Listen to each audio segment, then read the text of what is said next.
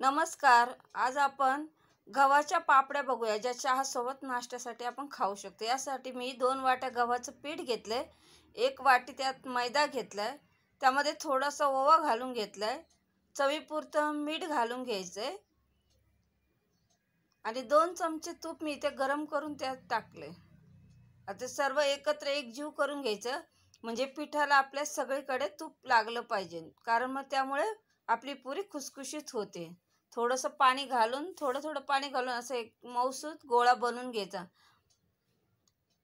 छानसं पीठ मळून घ्यायचं, म्हणजे पुऱ्या पण आपल्या खुसखुशीत होतात. आपलं पीठ इथे मळून झालंय बघा. जास्त असं टाईट पण नाही, जास्त पातळ पण नाही. त्याला आपण आता झाकण ठेवून 15 मिनटं त्याला मुरू द्यायचं, म्हणजे आपल्या पुऱ्या छान होणार.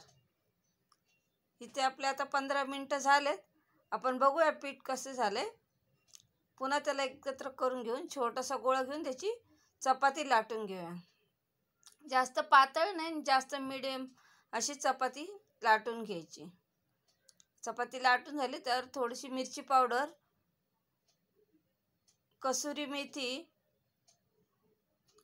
चाट मसाला आणि जिरा पावडर घालून घेऊया. सर्व मस्त झाले. तर आपण आता थोडंसं तेल घालून पूर्ण चपातीला आपण ते मसाला आपला लावून घेऊया.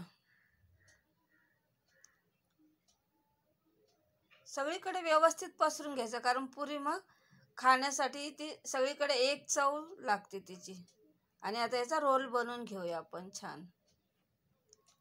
जास्त टाईट पण रोल नाही करायचा, म्हणजे पुरी आपली मग एकदम असं घट्ट घट्ट होऊन जाते. आता चाकूच्या साहाय्याने आपण याचे काप करून घेऊया.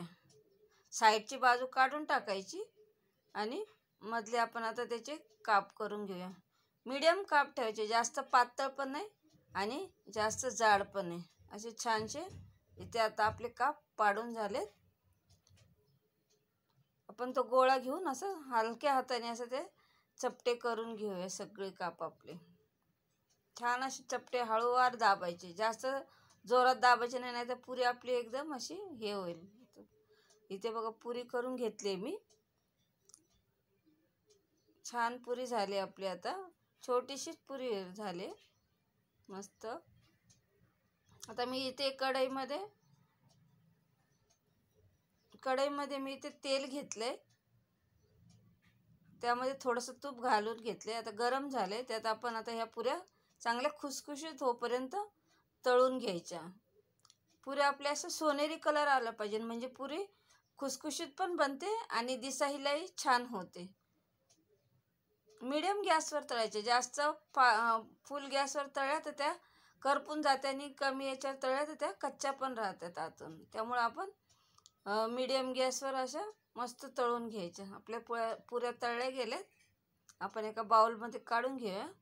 मस्त अशा खुसखुशीत झाल्या. तुम्ही बघू शकता त्याचा कलर पण किती छान झाला बघा. ह्या पुऱ्या तुम्ही 8 दिवसासाठी देखील करून डब्यात भरून ठेवू शकताय. तुम्हाला ह्या पुऱ्या कशा वाटल्या नक्की कमेंट करा.